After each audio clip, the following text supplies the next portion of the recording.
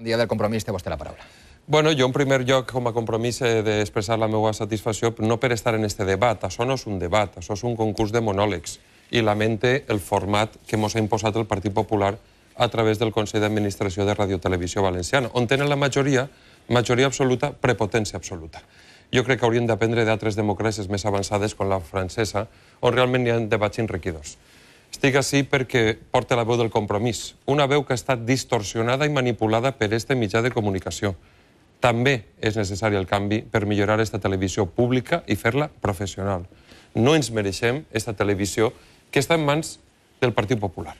Una televisió que paguem tots no pot ser una arma de manipulació massiva com és Canal 9.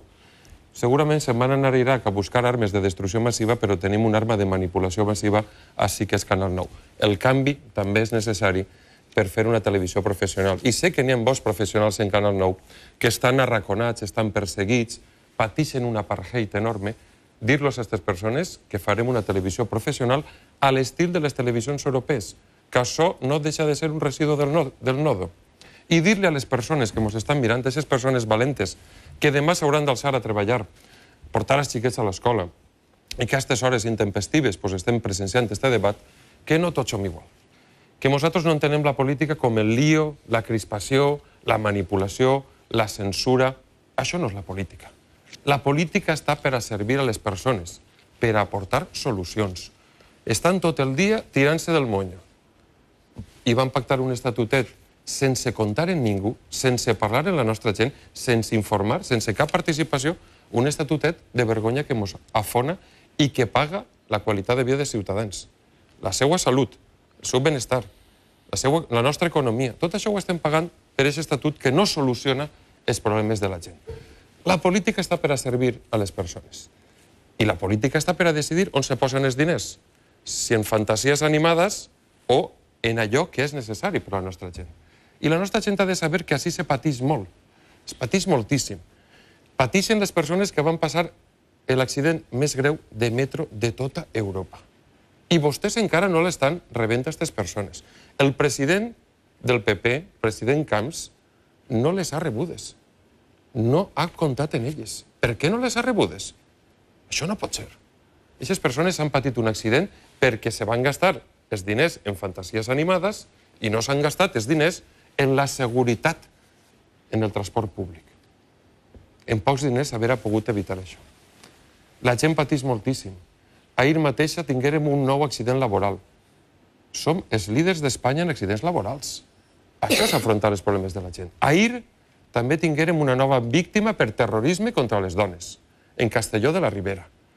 Vostès el primer que van fer quan en van començar a governar va ser liquidar la policia autonòmica, l'atenció a les dones maltractades. I això és un problema gravíssim.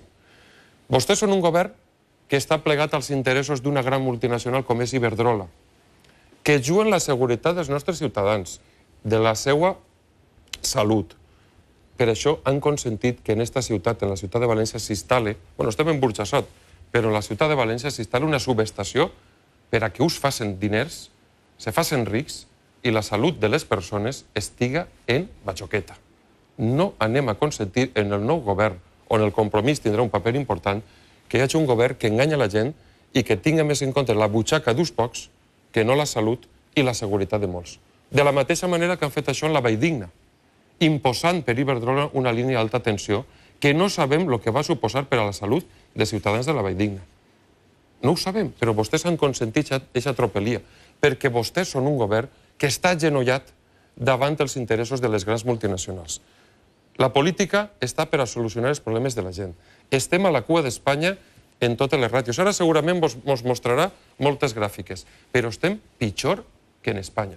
En salaris dels nostres treballadors, en pensions dels nostres jubilats, 10% menys que la resta d'espanyols. No són tots espanyols.